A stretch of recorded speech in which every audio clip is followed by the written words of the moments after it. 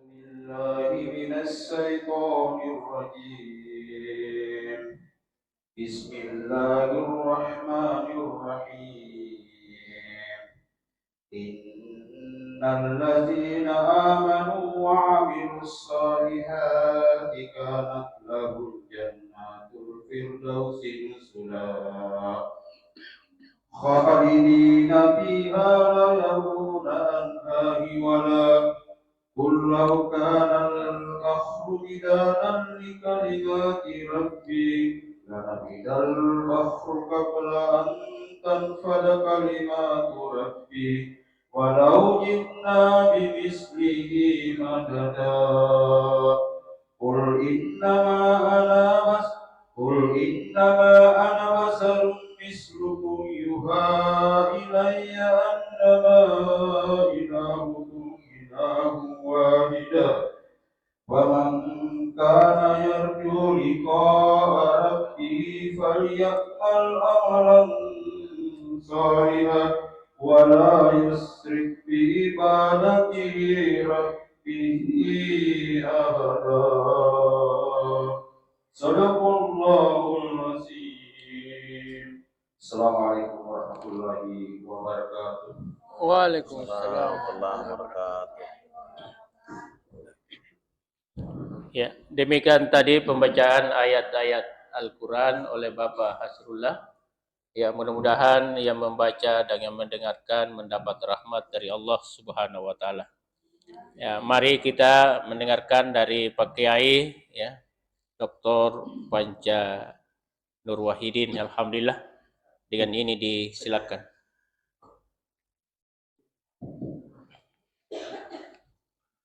Baik, bismillahirrahmanirrahim.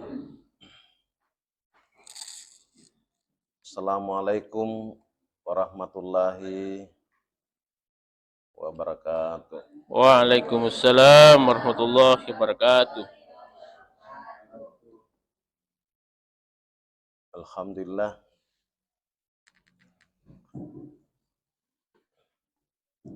Alhamdulillahirabbil alamin.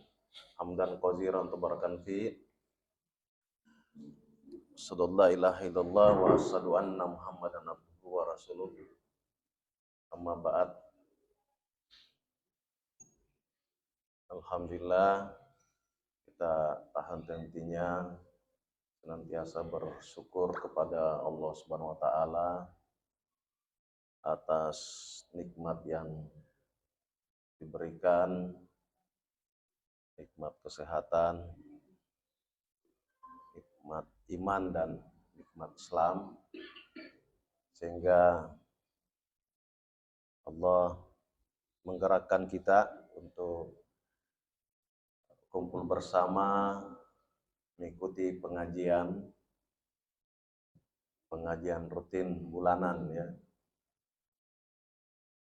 Ya, semoga kita istiqamah konsisten di dalam setiap langkah-langkah kita mengikuti pengajian ini.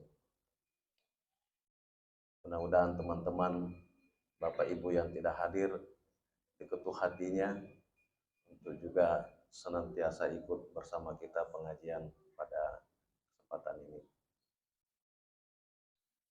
Saya secara pribadi bersyukur karena pengajian hari ini nampaknya lebih banyak daripada sebelumnya. Yang mudah-mudahan ini perkembangan yang positif ini bisa bertahan, bisa konsisten di setiap pengajian kita. Salam dan taslim tak lupa kita aturkan kepada Nabiullah Muhammad SAW yang senantiasa kita jadikan sebagai teladan, sebagai uswah di dalam kehidupan kita sehari-hari.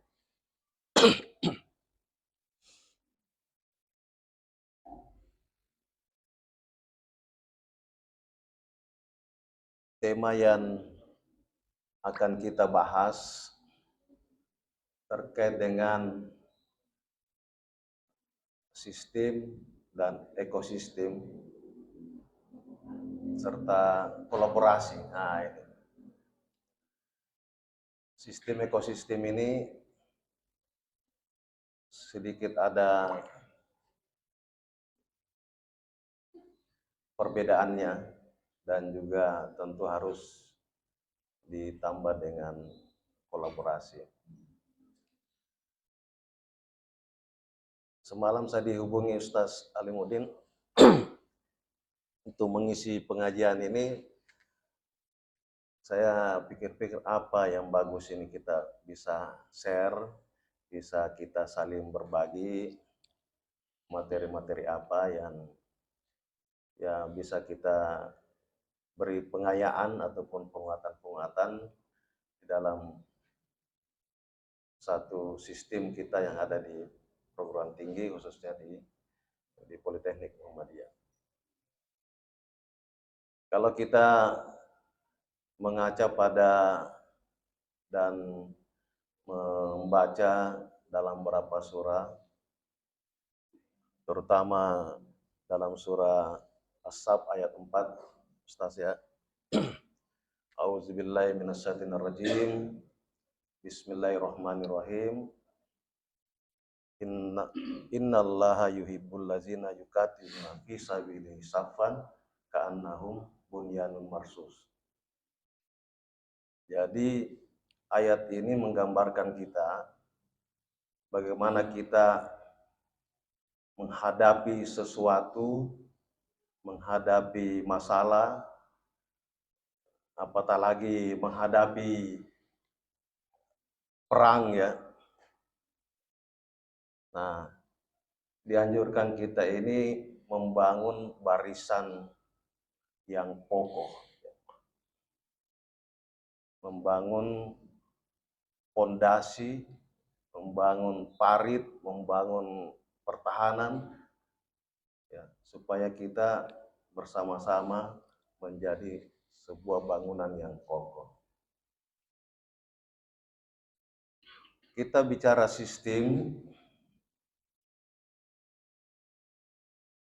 dalam sebuah kelompok, organisasi, itu sistem selalu mengarah pada pencapaian tujuannya.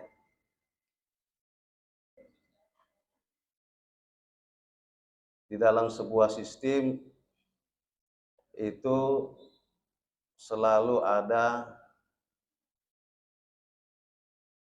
fungsi-fungsi tertentu dalam memproses inputan dan melahirkan sebuah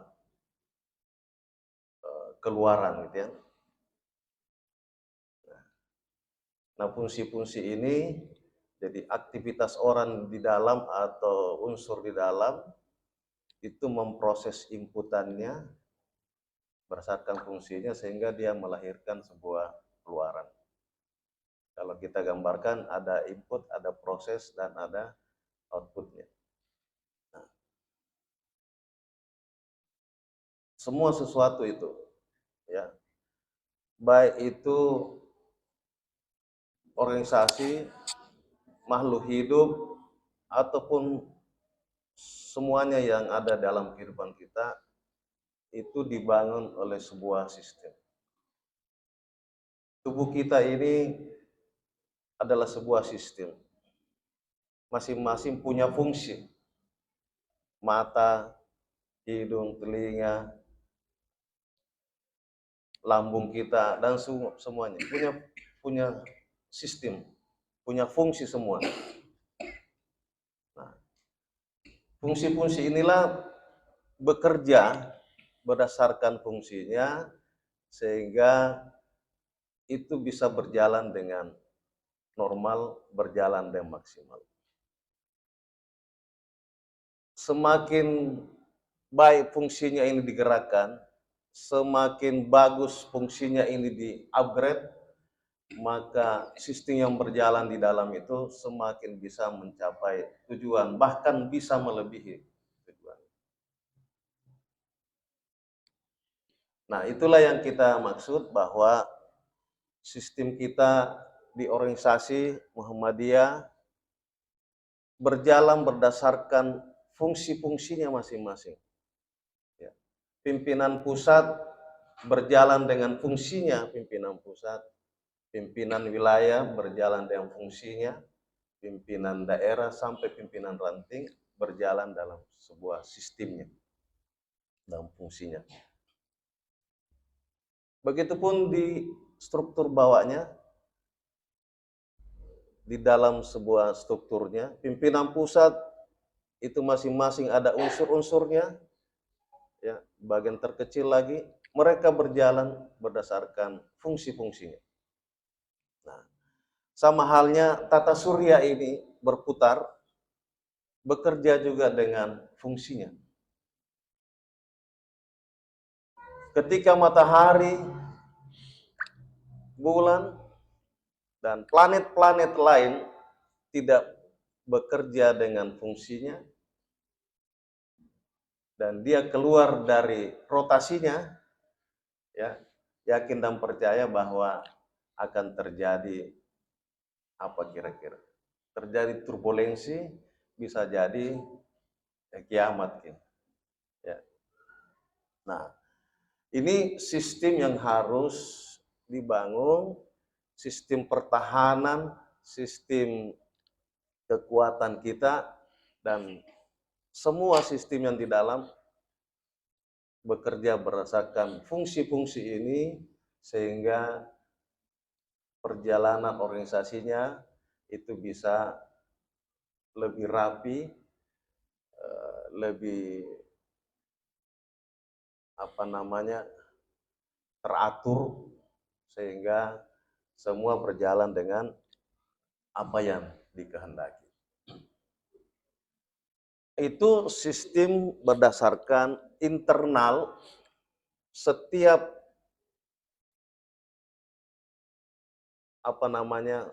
setiap makhluk, setiap lembaga, setiap komunitas itu akan berjalan dengan sistem itu. Nah, tetapi sistem yang ada di dalam sebuah lembaga, organisasi, komunitas, ataupun secara individu makhluk itu tidak bisa berkembang lebih bagus, lebih baik, dan lebih pesat kalau dia tidak membangun sebuah namanya ekosistem. Ya. Maka ekosistem inilah yang akan memberikan lompatan-lompatan yang lebih bagus, yang membuat kelompok atau manusia atau makhluk itu bisa lebih survive. Karena nanti dalam sebuah ekosistem dia akan membangun interaksi, ya, yang lebih luas.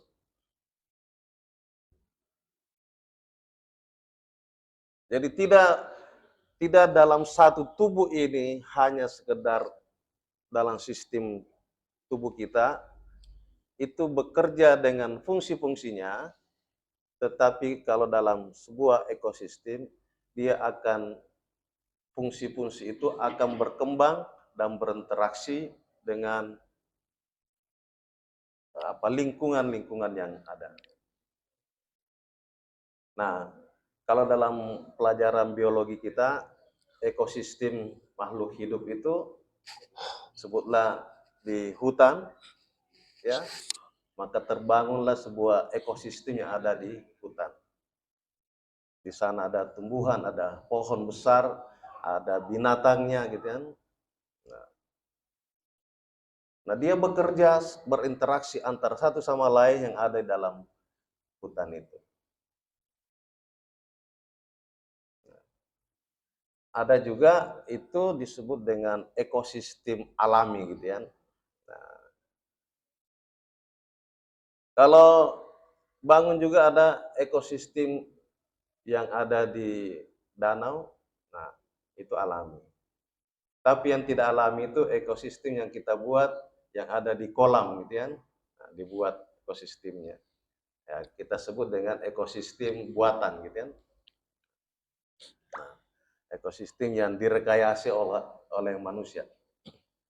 Nah, Bapak-Bapak sekalian, nah, kalau kita yang ada di perguruan tinggi, tentu setiap perguruan tinggi atau persekolahan atau organisasi itu membangun sistemnya masing-masing, ya, membangun sistemnya.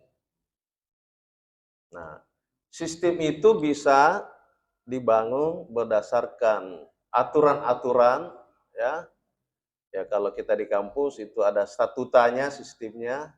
Lalu dalam sistem itu dibentuklah macam-macam lembaga yang akan menjalankan fungsinya masing-masing. Nah, gitu ya.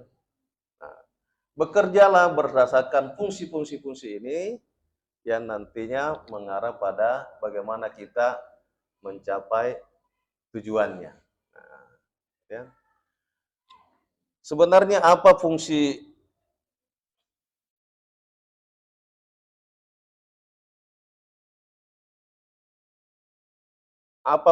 dalam tujuan lembaga pendidikan kita?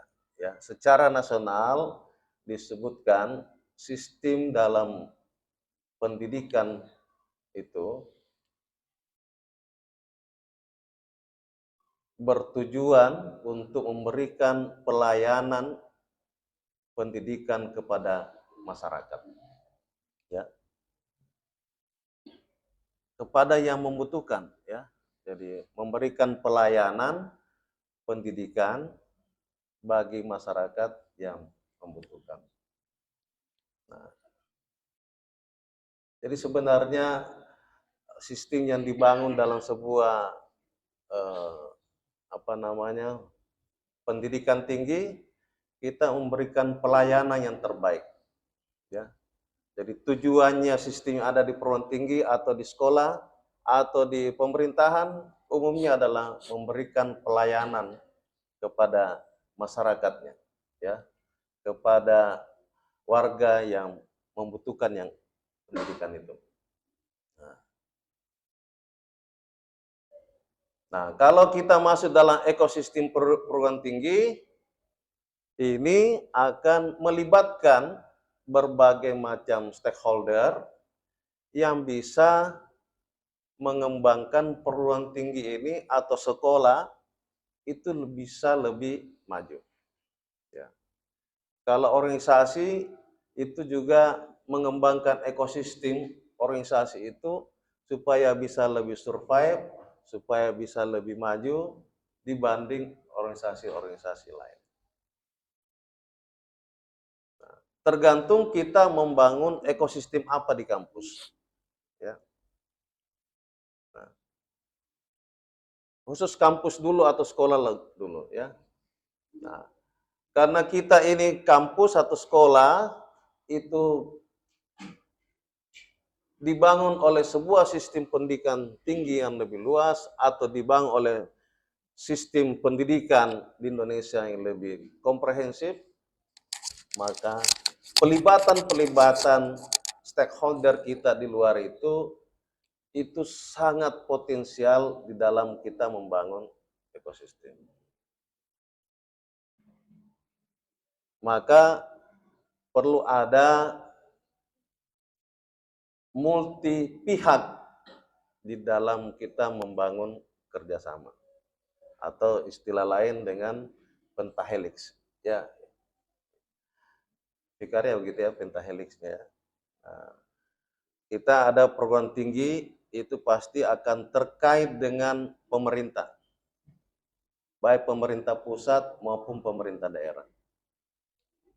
Pemerintah pusat itu kalau di perguruan tinggi, ya kita berhubungan dengan Kementerian Pendidikan Tinggi Saintek. Pemerintah daerah akan kita berhubungan dengan pemerintah provinsi, pemerintah kabupaten, kota, termasuk dalam hal ini dinas-dinas yang terkait. Belum lagi masyarakatnya. Nah, yang tidak kalah penting adalah perguruan tinggi harus juga membangun hubungan dengan dunia usaha. Apalagi kalau kita yang ada di Politeknik.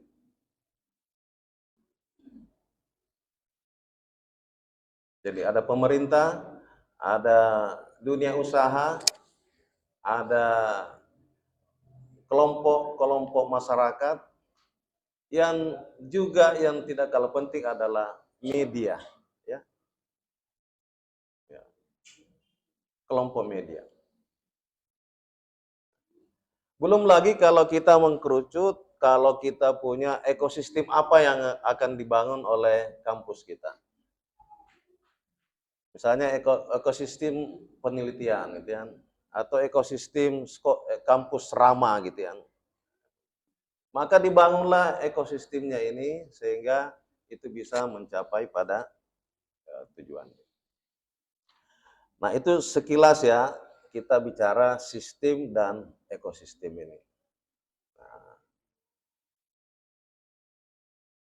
semua ini bisa berjalan, sistem ini dan ekosistem ini, ya, kata kuncinya ada di kolaborasi, Bapak Ibu sekalian.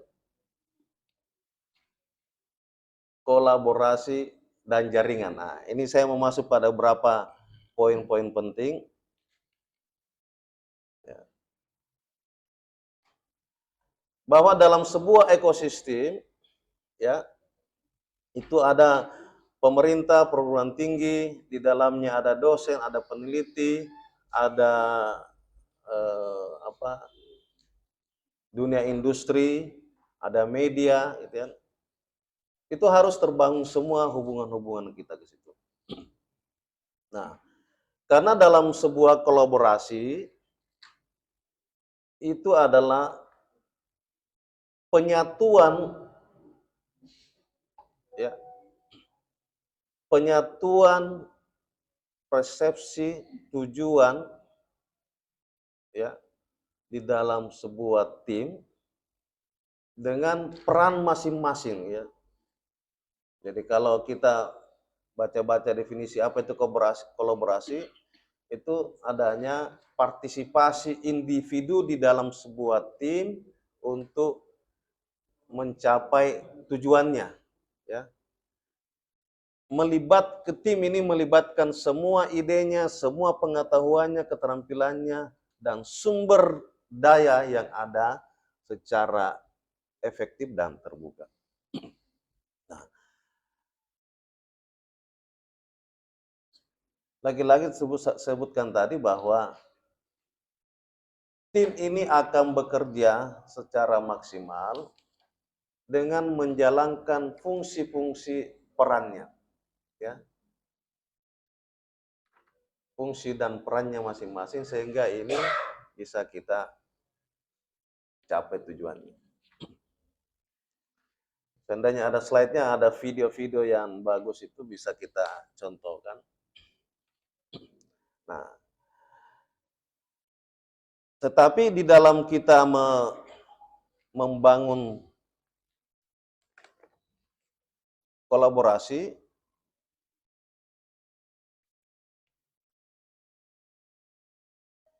itu ada alasannya, ya, atau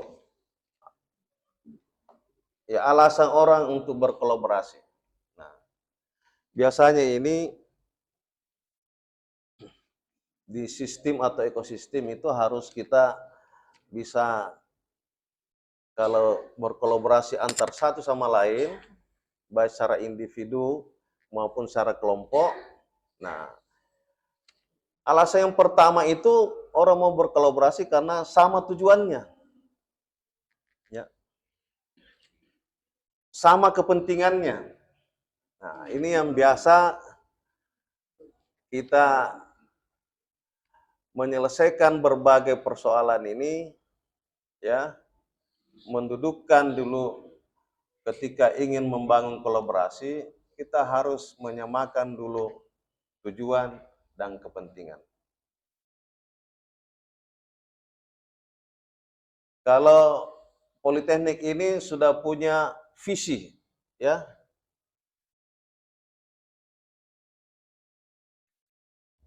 Visinya apa lagi tuh? Ya. Hah?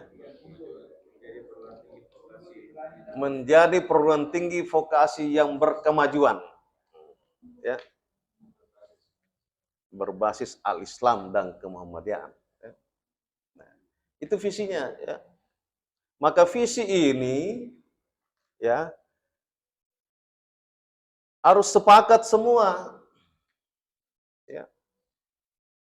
Sepakat dengan visi ini, dengan turunannya adalah tujuannya mau kemana kita ini. Menjadi pendidikan vokasi yang berkemajuan, yang unggul, ya. Itu harus ke sana dulu, ya, sama tujuannya. Nah, kita mau capai itu, ya. Kita mau berkolaborasi dengan media, gitu ya, ataupun pemerintah. Harus sama kepentingannya, ya. Kalau tidak sama, tidak jadi.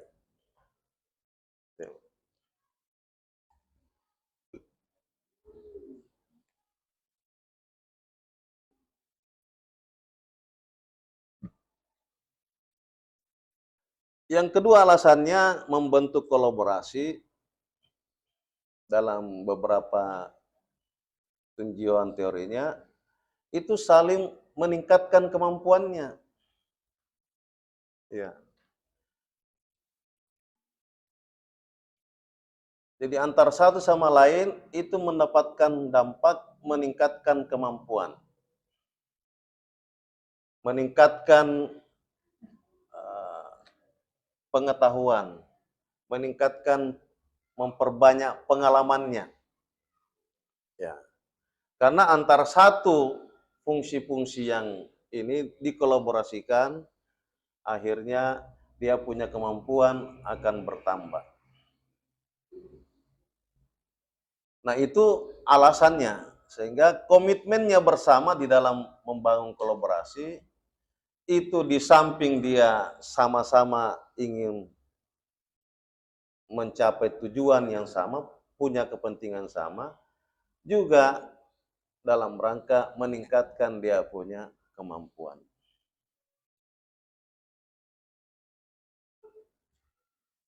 Yang ketiga, alasan berkolaborasi ini dalam rangka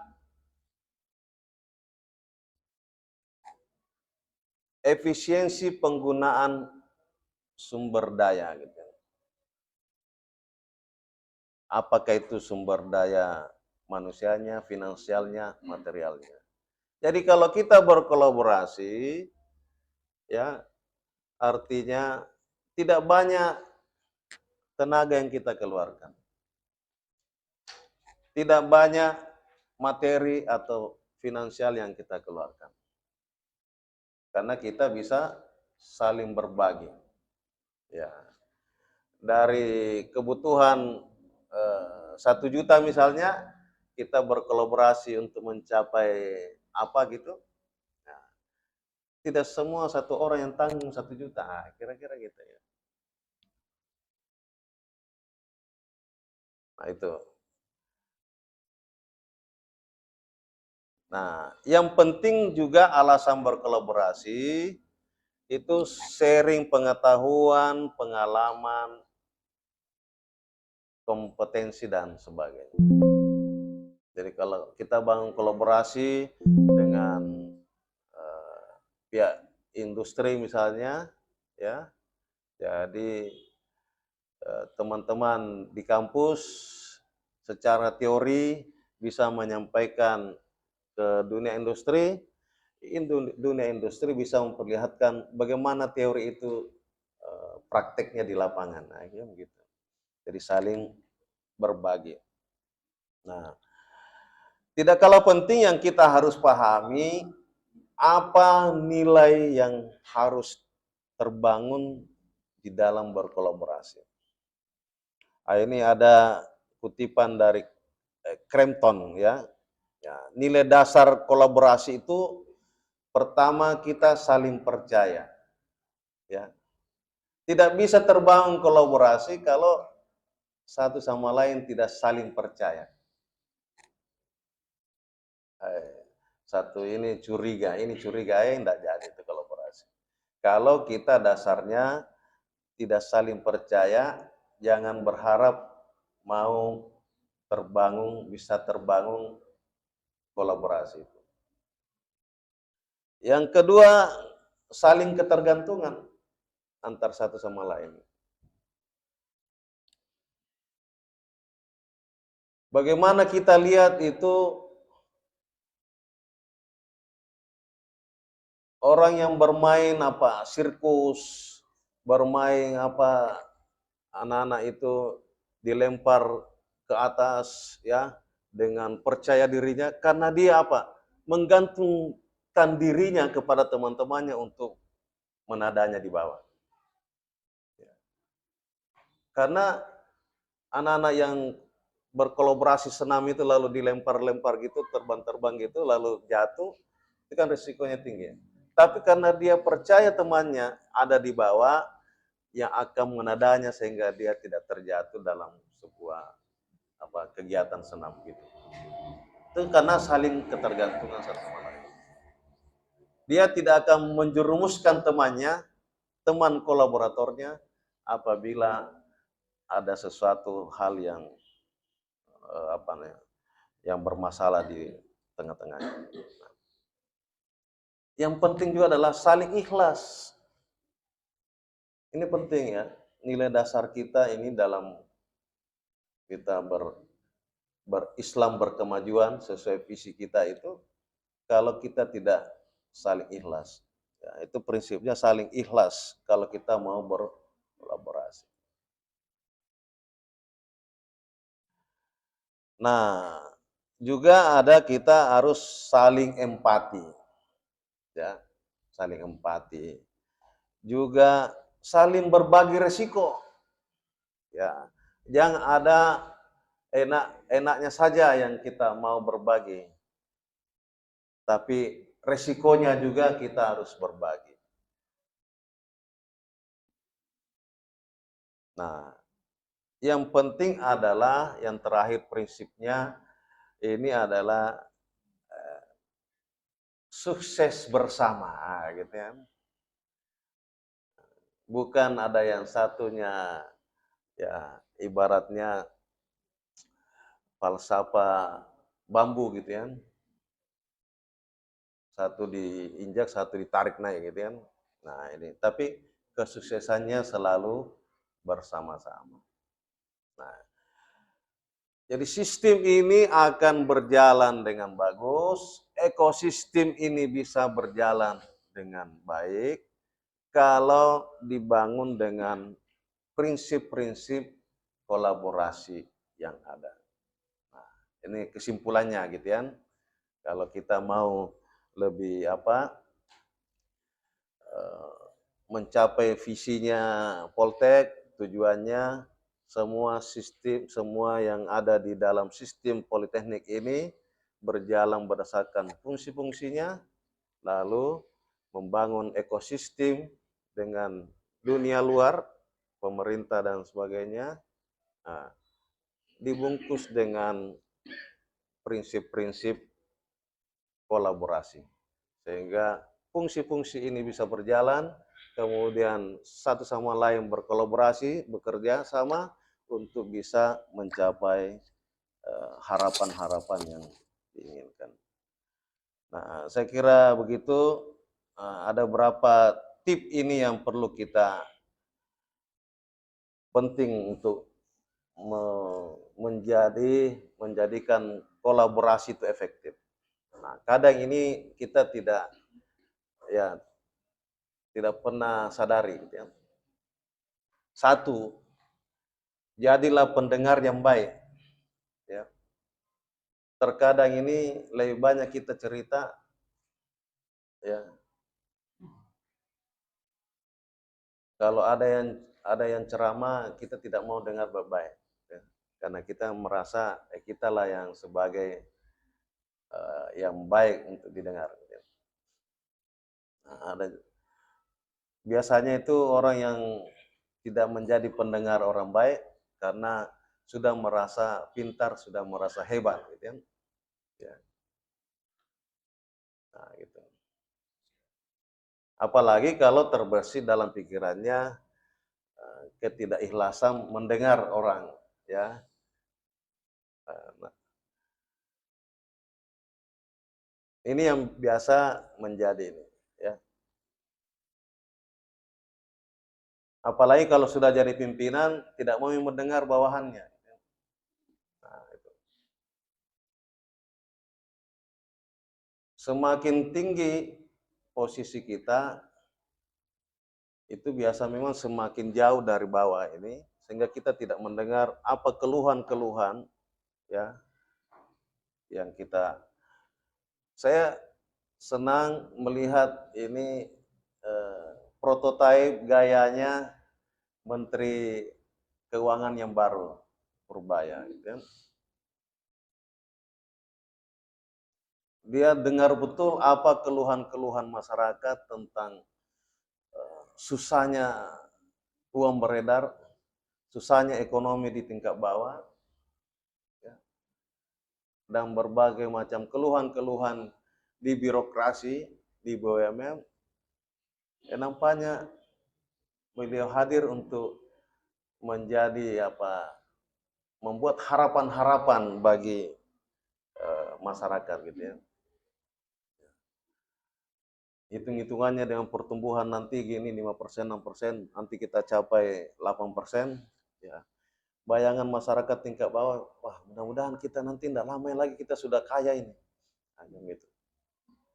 Karena Pak Purbaya mendengarkan keluhan-keluhan masyarakat di tingkat bawah, gitu. Nah, itulah menjadi pendengar yang baik, sehingga hal-hal yang positif bisa dieksekusi dengan berbagai kebijakan-kebijakan, ya, kebijakan fiskalnya dan moneternya lah Pak Menkyu, gitu ya. Nah, tips yang kedua supaya kolaboratifnya efektif, ya, menghargai pendapat orang lain, ya. Alhamdulillah.